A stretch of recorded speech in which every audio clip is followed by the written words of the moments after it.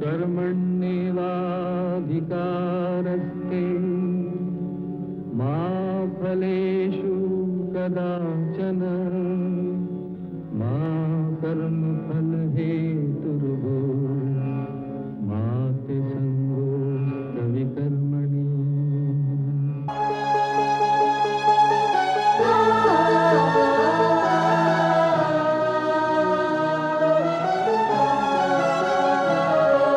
ये औरत है कुदरत का अनमोल तोहफा, ये ममता का सागर, मोहब्बत का दरिया है। हर नस्ल हर देश पर कर्ज इसका बनाया गया, त्याग को फर्ज इसका।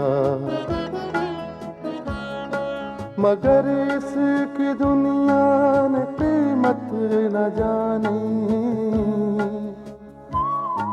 मगर इसकी दुनिया ने कीमत न जानी। अजब दास्तां है, अजब है कहानी।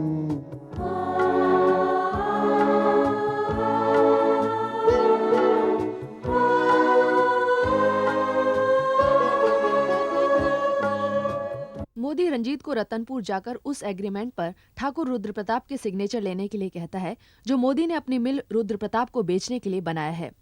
रंजीत रतनपुर जाकर रुद्रप्रताप के सिग्नेचर लेता है, लेकिन साथ ही वो रुद्रप्रताप को राजेश के खिलाफ भड़काने में भी कामयाब हो जाता है और दोनों मिलकर राजेश को मोदी की नजरों में गिराने की स्कीम बनाते हैं। रुद्रप्रताप राजेश के नाम एक 10 लाख रुपए का चेक लिखकर रंजीत को देता है, जो रंजीत मोदी को दिखाएगा और उससे कहेगा कि राजेश ने ये रकम रुद्रप्रताप से बतौर कमीशन ली है। रंजीत वो चेक मोदी को दिखाता है और मोदी राजेश पर उसे धोखा देकर ये रकम हासिल करने का इल्जाम लगाता है। राजेश मोदी को यकीन दिलाने की कोशिश करता है कि वो उस चेक के बारे में कुछ नहीं जानता और शायद रुद्रप्रताप ने ऐसा उसे बदनाम करने के लिए किया है। मोदी को राजेश की बात पर यकीन नहीं होता तो राजेश वो चेक फाड़कर और मोदी की नौकरी छोड़कर चला जाता है। अब आगे। मगर वो मुझे 10 लाख रुपए क्यों देने लगे? तुमने उनके लिए कोई ऐसा काम किया होगा जिसमें उनका करोड़ों का फायदा हुआ होगा। मोदी साहब, मैं तो आपके लिए काम करता हूं। राजेश, तुम्हारी याददाश्त कमजोर हो गई है। क्या मतलब? तुमने उनके लिए बहुत बड़ा काम किया था। मिल का डील तुम्हारे हाथों हुआ था। हाँ, मगर वो मिल आपने बेची और ठाकुर साहब ने खरीदी। हाँ, मगर बीच में तुम थे मिडिलमैन। मैं कुछ समझा नहीं। ये तुम्हारा ब्रोकरेज है, कमीशन। ब्रोकरेज? कमीशन? तो क्या 10 लाख रुपया कोई किसी को यूं ही देता है?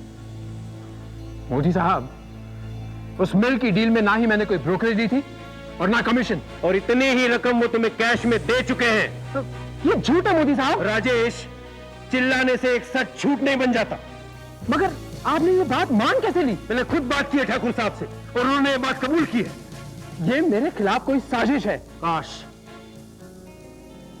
काश ये साजिश होती राजेश। आपको याद होगा उस ग्रोवर के सिलसिले में जब ठाकुर साहब यहां पर आए थे तो जाते वक्त वो बहुत गुस्से में गए थे और मुझे धमकी देकर भी गए थे। और राजेश, तुम्हें भी याद होगा कि मैं उस वक्त उस कमरे में नहीं था। यह बात तुम दोनों के बीच हुई थी। मैंने तुम्हारी बात पर विश्वास किया था। यह वाकया सुनाकर मुझसे बचने की कोशिश मत करना। तो मेरी ईमानदारी पर शक है? शक नहीं, अब तो यकीन हो गया है। और इस यकीन का सबूत है यह 10 लाख का चेक। जी मोदी साहब। नहीं राजेश, मेरी तुमसे यह उम्मीद नहीं थी। मैंने कितना भरोसा किया था तुम पर। मैंने तुम्हें कभी अपना नौकर नहीं बल्कि बेटा समझा। अगर तुम्हें पैसों की जरूरत थी तो मुझसे मांग लेता। 10 लाख, 20 लाख। भगवान कसम, मैं तुम्हें एक सवाल भी नहीं करता।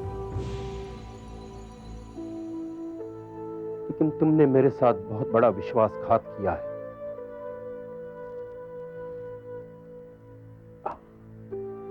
मोदी साहब, अगर आपका मुझ पर से विश्वास उठ गया है तो मुझे आपकी नौकरी करने का कोई हक नहीं है। और इतना बड़ा विश्वासघात करने के बाद मैं तुम्हें इस नौकरी पे रखूंगा नहीं। ठीक है मोदी साहब, मैं यहां से जा रहा हूं, मगर आपसे वादा करके जाता हूं, जब तक अपने आप को बेगुनाह साबित न कर दूं, आपको अपनी सूरत नहीं दिखाऊंगा। राजेश, तुम अपना चेक भूल कर जा रहे हो।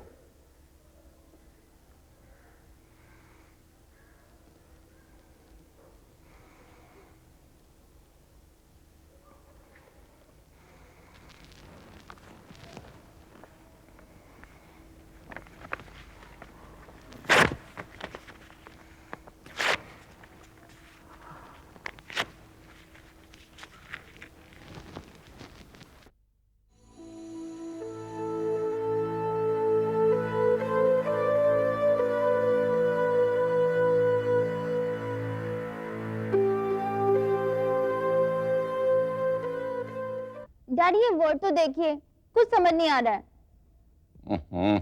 इतनी दूर से मैं कैसे देखूं? हैं? चल यहां।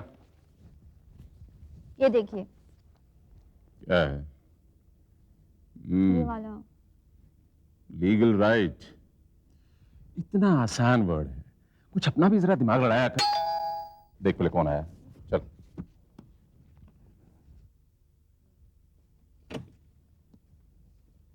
भैया तुम इतनी जल्दी आ गए?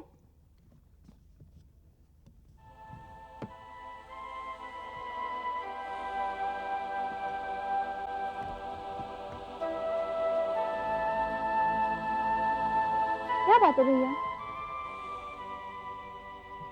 तबीयत तो ठीक है ना? भैया क्या हुआ है? क्या बात है राजेश, तुम इतने उदास क्यों? डैडी, मैंने मोदी साहब की नौकरी छोड़ दी। नौकरी छोड़ दी? तुमने इतनी अच्छी नौकरी छोड़ दी?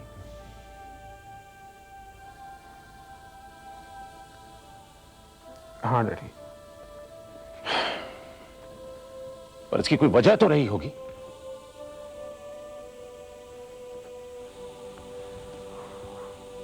उन्होंने मुझ पर इल्जाम लगाया कि मैंने 10 लाख रुपए कमीशन में खाए। 10 लाख रुपए कमीशन? और तुमने?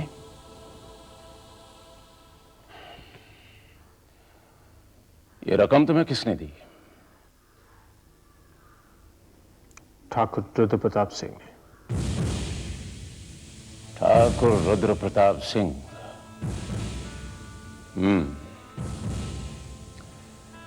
बेटे, तुमसे मजीद कुछ और पूछे मैं इस इल्जाम को गलत ठहराता हूं,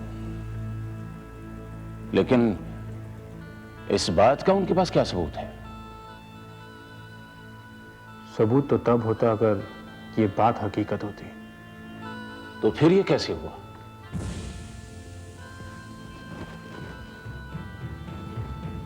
मोदी साहब अपनी एक मिल बेचने वाले थे। उस मिल को खरीदने के लिए ठाकुर रुद्र प्रताप सिंह के बेटे विनोद शहर आए थे। जाहिर है मोदी साहब का मैनेजर होने के नाते और विनोद का दोस्त होने के नाते ये डील मेरे ही हाथों हुई।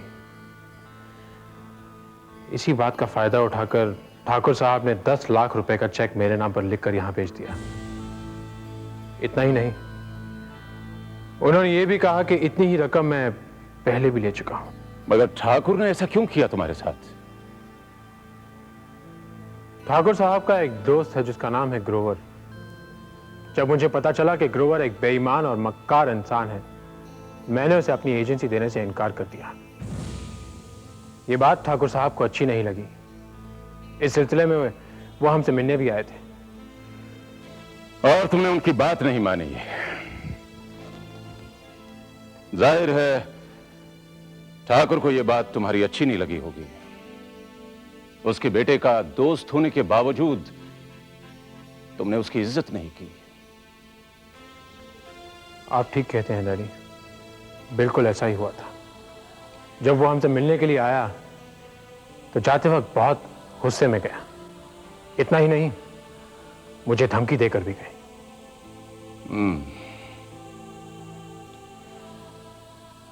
बेटे, ये पैसे वाले लोग बहुत ही घमंडी और मगरूर होते हैं। हर बात को अपनी जिद बना लेते हैं। जरा जरा सी बात पर इंतकाम लेने पर उतर आते हैं। हो सकता है कि उसने तुम्हें सबक सिखाने के लिए ऐसा किया हो। मगर यह इल्जाम तो झूठा है। यह बात तुमने मोदी साहब को नहीं बताई? डैडी, मेरी समझ में नहीं आता कि मोदी साहब को क्या हो गया था। मैंने उनसे बहुत कहा, मगर वो बार बार यही कहते रहे कि मैं धोखेबाज हूं, मैंने उनके साथ विश्वासघात किया है। बेटे, तुम इस इल्जाम को बड़ी आसानी से गलत साबित कर सकते हो। डैडी, अगर मैंने अपनी सफाई में कुछ कहा तो वो मुझे गुनहगार समझेंगे। तो फिर तुमने क्या सोचा है?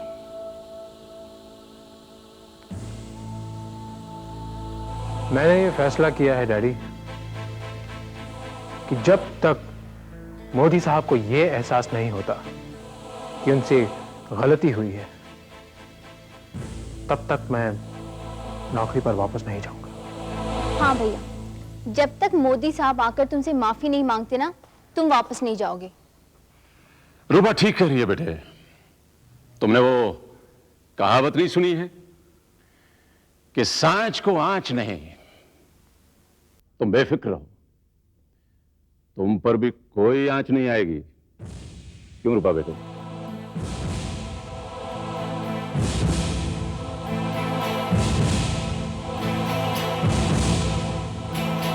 जानती हैं, मेरा बेटा मोदी ऑटोमोबाइल में मैनेजर है और पता है उसके बगैर वहां का एक पत्ता भी नहीं मिलता है।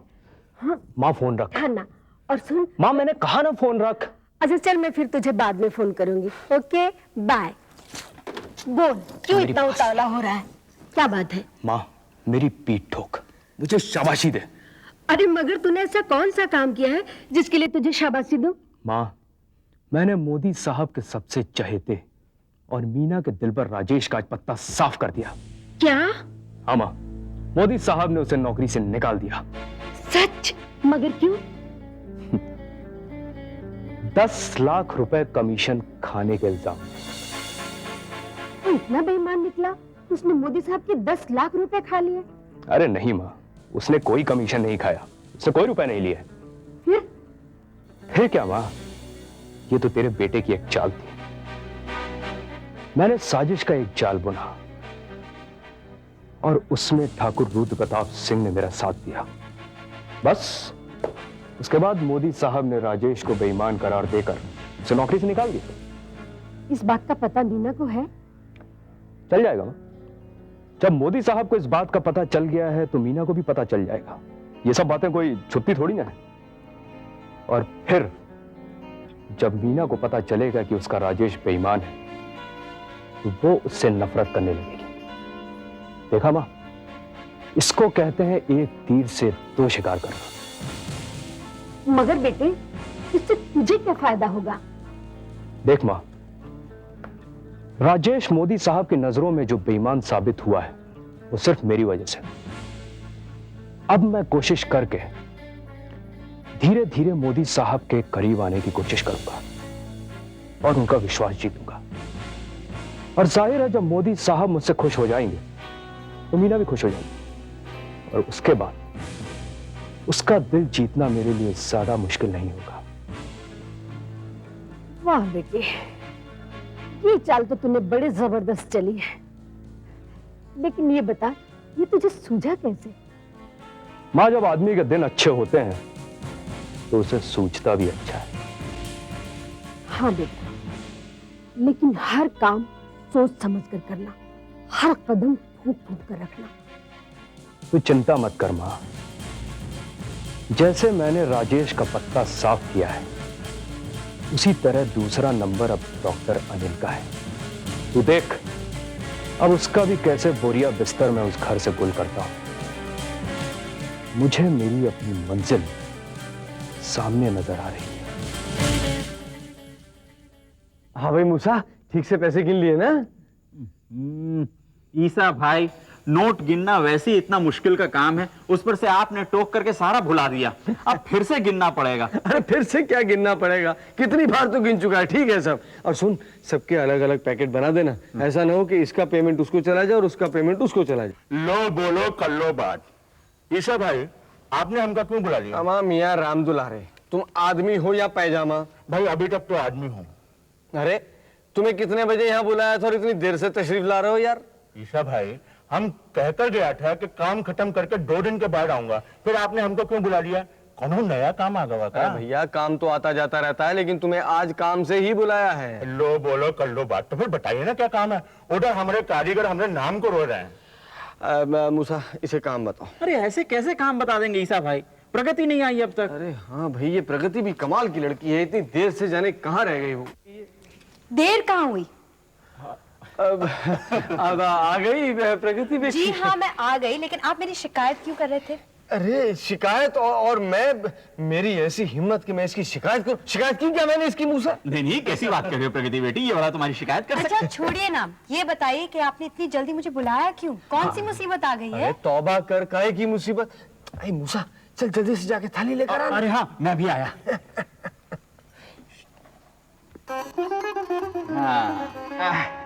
ये लो प्रगति बेटी। क्या है इसमें? अरे भाई अपनी आँख खोल कर देख लो।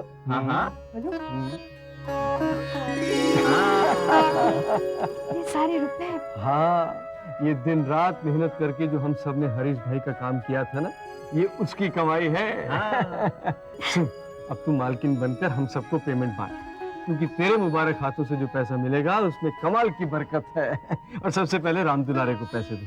राम दुलारे, अपना पेमेंट लो भाई। ये राम दुलारे भैया।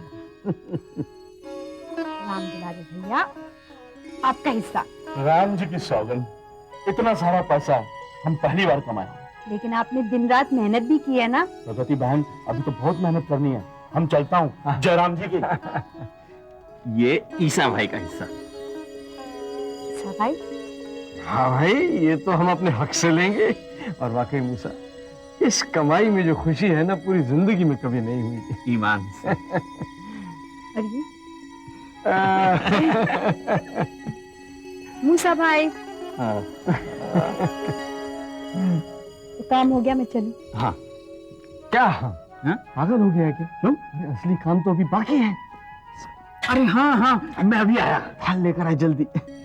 इसे हम इधर रख देंगे। ये रहा। हाँ। लो बेटी, ये है तुम्हारी कमाई। इतने सारे रुपए?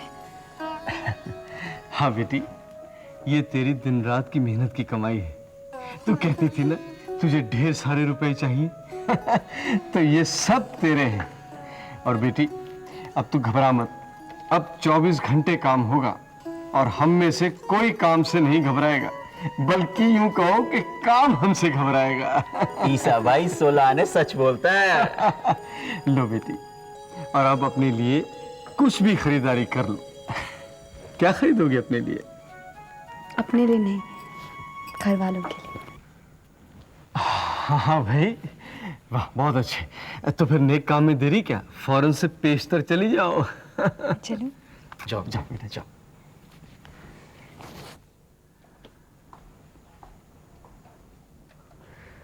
वाह मूसा, न जाने क्या है इस लड़की में कि एक अजीब सा लगाव हो गया है इसके साथ। अब तो यूं लगने लगा है जैसे हमारे एक नहीं बल्कि 2-2 बेटियां हैं। ईसा भाई 16 आने सच बोलता है। ईसा भाई, अब हमें एक अच्छा सा लड़का देख करके प्रगति बेटी के हाथ पीले कर देने चाहिए। नहीं नहीं, अभी नहीं। क्यों? अभी इसे और काम करना है, और मेहनत करनी है, खूब पैसा कमाना है, फिर इसे बहुत रईस हो जाना है, तब इसकी एक रईस राजकुमार से शादी करेंगे। अरे भाई, ये तो महलों में रहने वाली राजकुमारी है। ईसा भाई 16 आने सच बोलता है।